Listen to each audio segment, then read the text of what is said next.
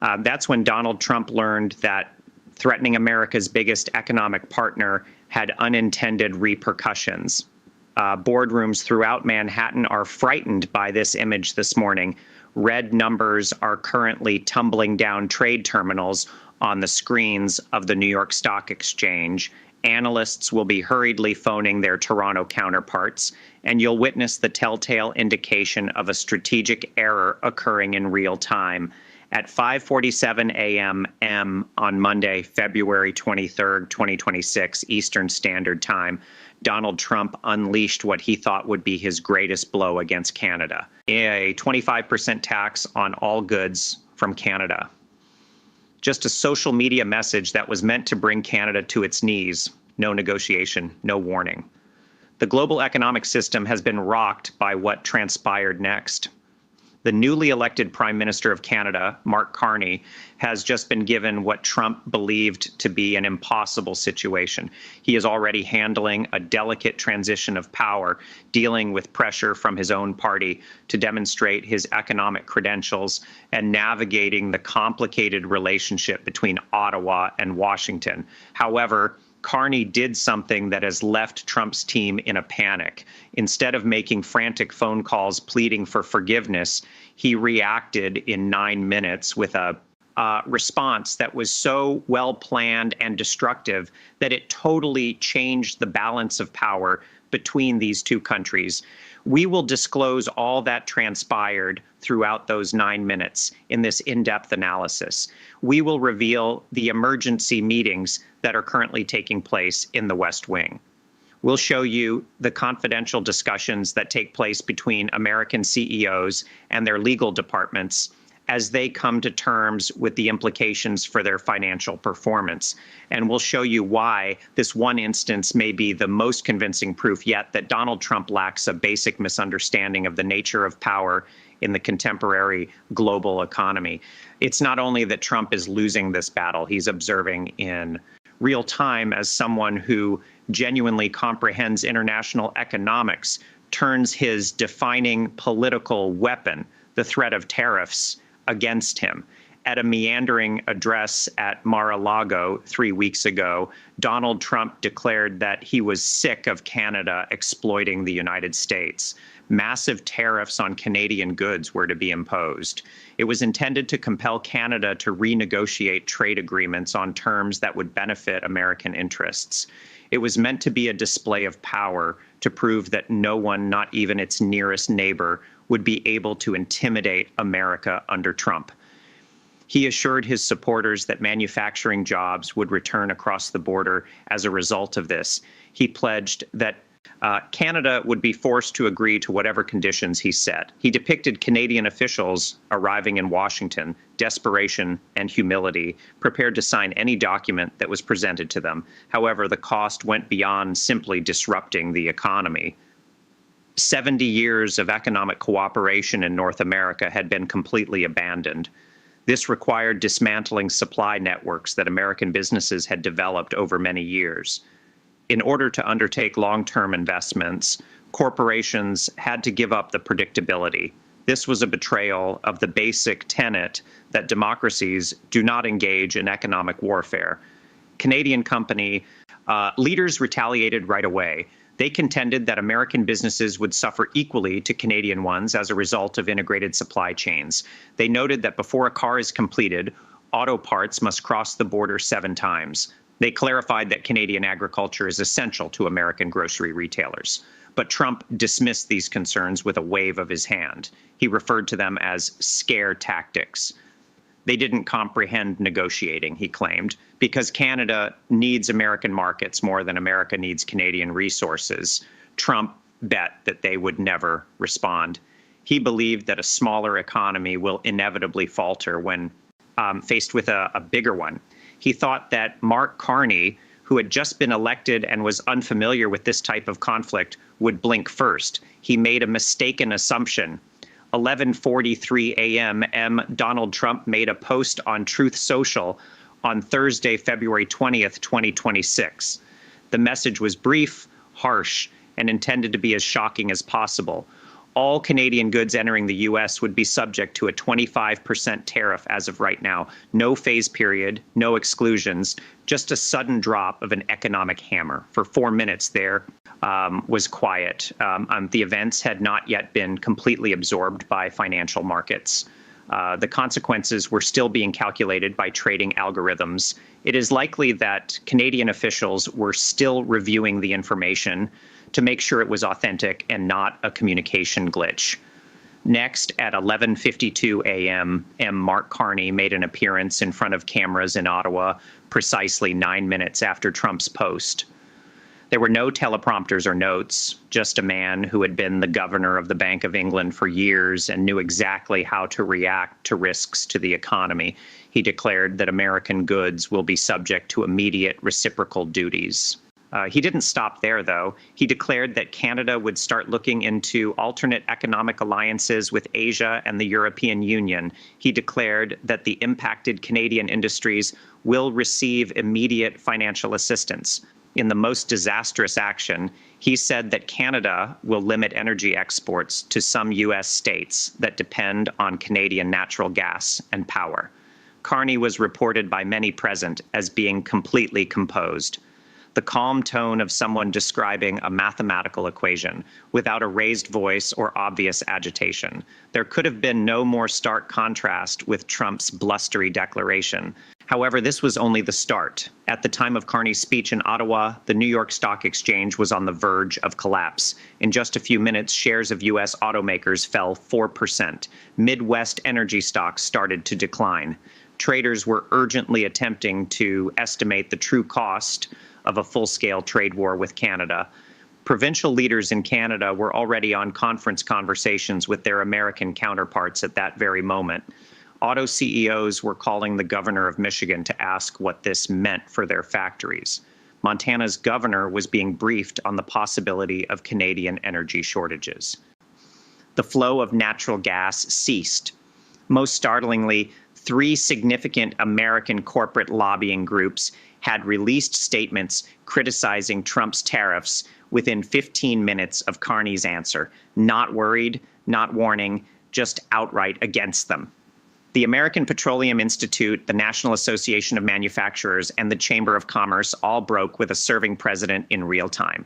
By the end, the S&P 500 had fallen 127 points.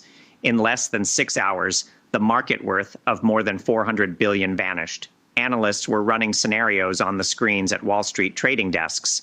What if things get out of hand? What if Canada truly carries through? What happens if other nations observe this and conclude that Trump's threats are pointless? Tough rhetoric on social media doesn't matter to the market. Stable foreign relations and a predictable trade policy are important to it. And on February 20th, it witnessed neither. Leaks from White House insiders claim that at 12:30 p.m., an emergency meeting was convened. Trump's chief of staff, his remaining economic advisors, and a few congressional leaders who were urgently calling to ask what the hell was going on were among the participants. The subject was not how to intensify the tariffs. How to halt the bleeding was the question. Sources acquainted with the conversation have informed us that the meeting did not proceed smoothly. According to reports, one aide asked Trump directly if he had war-gamed Canada's response. In response, Trump reportedly said he didn't believe Canada would have the courage to defend itself. Another advisor emphasized that Mark Carney was not a novice who could be frightened because he had really controlled the Bank of England and the British economy during Brexit. Although the meeting's transcript has not been made public, others claim that the irritation was clear.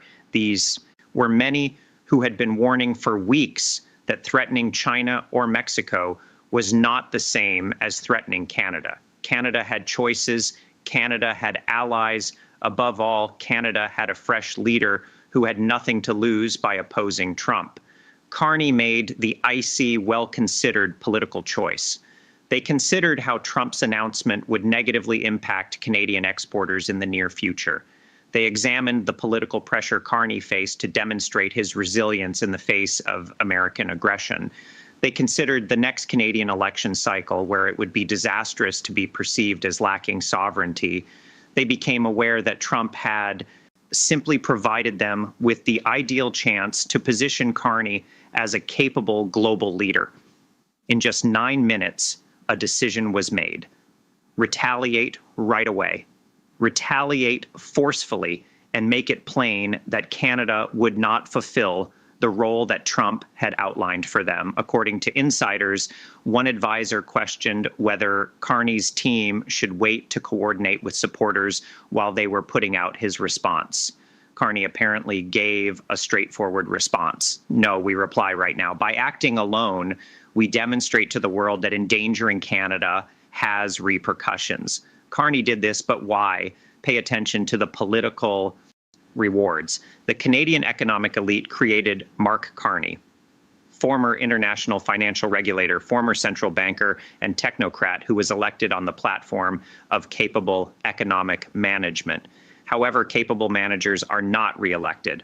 Bullies are confronted by strong leaders. His supporters desired predictability and consistency in trade policy.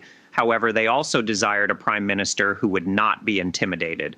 Carney and his inner circle reportedly held many scenario planning meetings to discuss what to do in the event that Trump attempted this very maneuver. According to sources, they were prepared.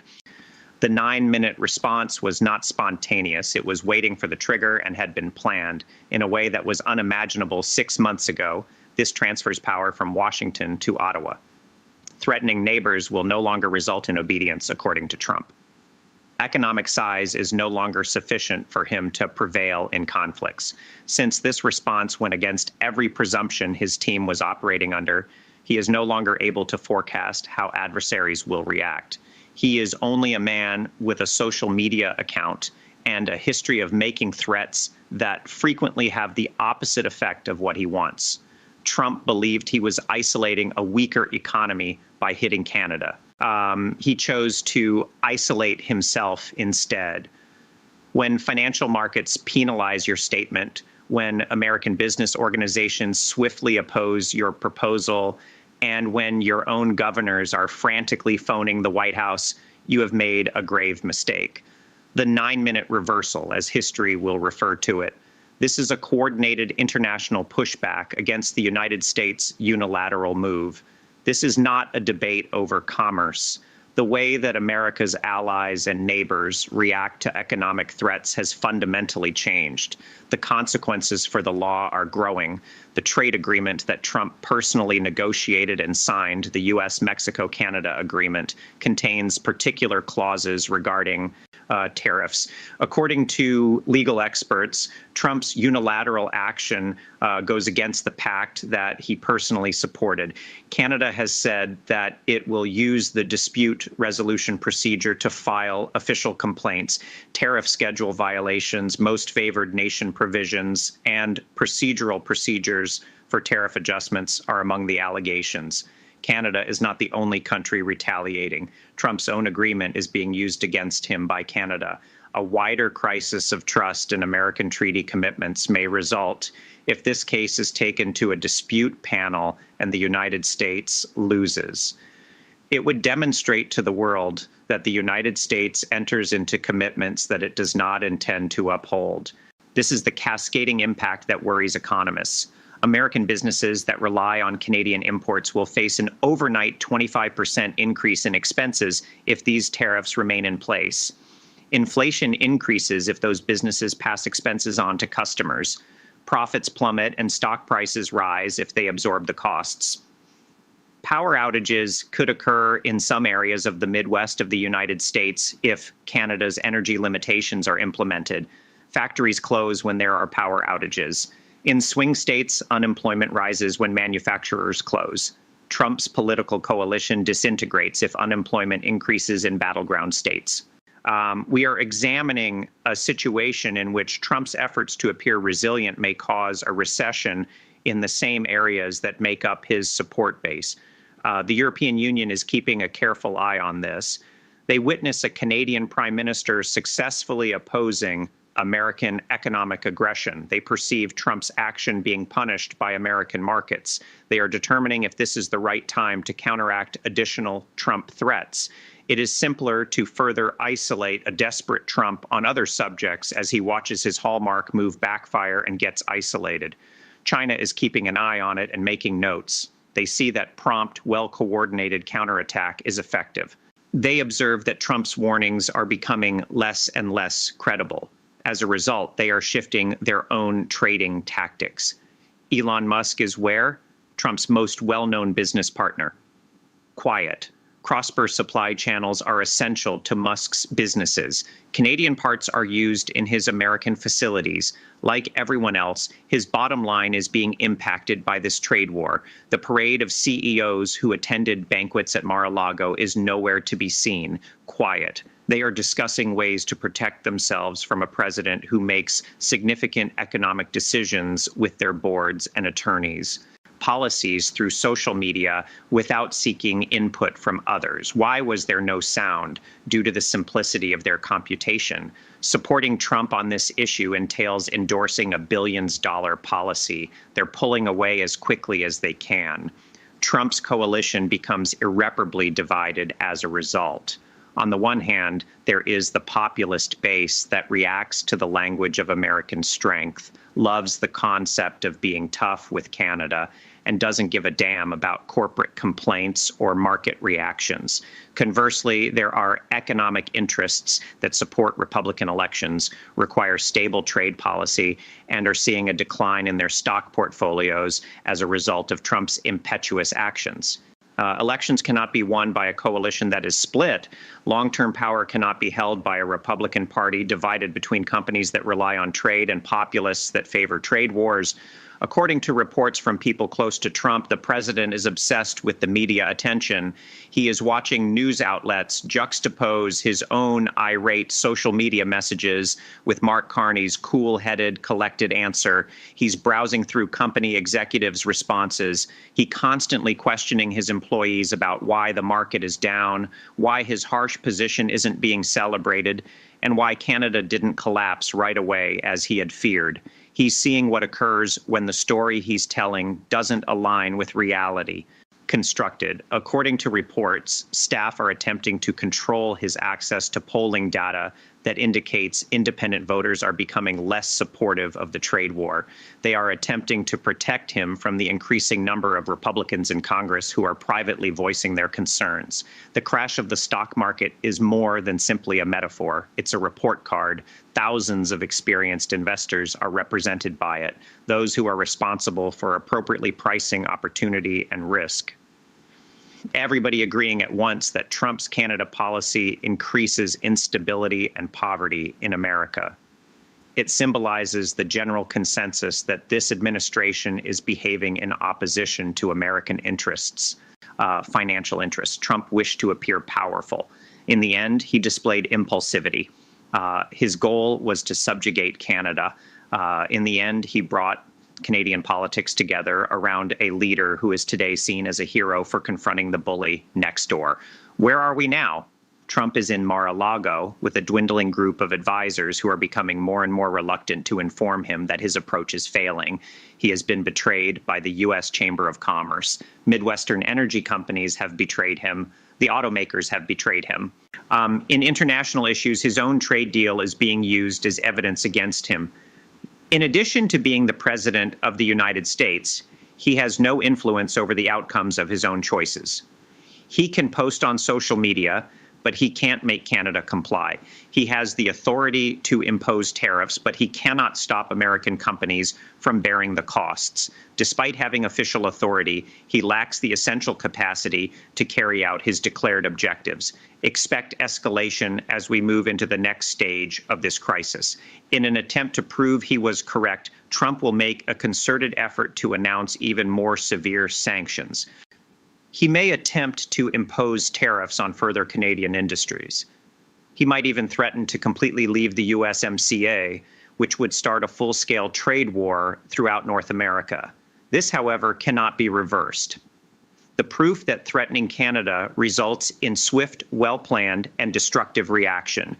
International relations classes will examine the 9 minutes between Trump's post and Carney's answer as the point at which the presumption of American economic domination through threats was disproved. There is no going back to the old strategy when a president initiates a trade war with America's closest ally and is punished by the markets. The delusion that economic bullying has no repercussions is broken. The American business community no longer has faith in Trump. When within hours of its unveiling, your own Chamber of Commerce objects to your signature policy, when your decisions cause stocks to plummet, when a foreign leader responds more quickly and intelligently than you can rebut, making you appear weak. You never get your credibility back. Sign up. For the next 90 days, we will keep an eye on the dispute resolution panel procedures. We will discuss the specific implications for future U.S. trade policy if Canada prevails in its legal challenge to these penalties. At this point, the world discovered that Mark Donald Trump is still trying to understand what happened when Carney responds in 9 minutes. Pay close attention. Pay.